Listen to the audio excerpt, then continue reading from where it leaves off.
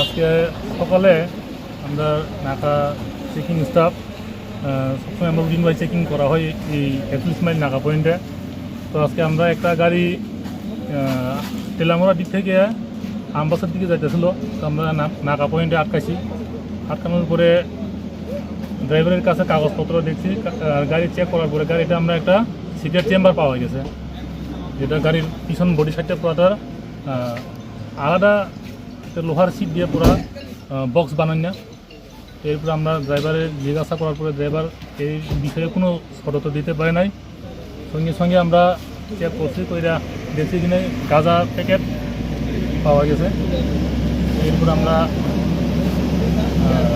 SDM, আমরা DCM আর BDO madam, SDO madam সবাই ঘটনাস্থলে আছেন, স্পটে আছে।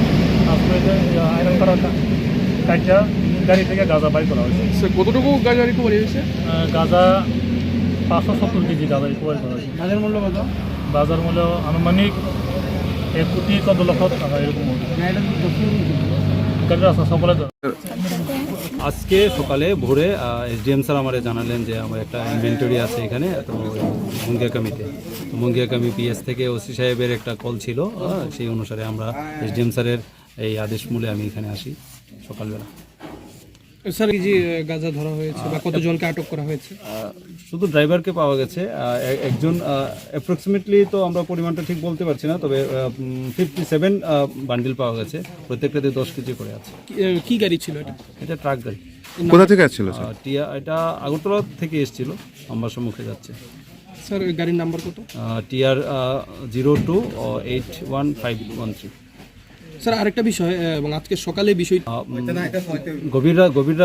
গভীর রাতে আটক করা হয়েছে ভোরের দিকে। এটা ঠিক অ্যাপ্রক্সিমেটলি 3টা বা 4টার দিকে এই পুলিশের কাছে। না স্যার, 8:30-এ স্যার গতকাল সন্ধ্যায় আটক করা হয়েছে, যে গাড়িতে ড্রাইভার ছিল উনি বলেন। ওই ইনফরমেশনটা আমার কাছে ঠিক এই মুহূর্তে নেই, তবে আমাদের এই যে ফোর্স পাশাপাশি গাড়িটাকে যে খোলা, গাড়ির ডিকির নিচে পাটাতনের নিচে যেভাবে রাখা হয়েছে সেটাকে করার জন্য আমরা কাটার জন্য লোক করা ইত্যাদি অ্যারেঞ্জ করতে একটু সময় লেগেছে। Okay sir, thank you.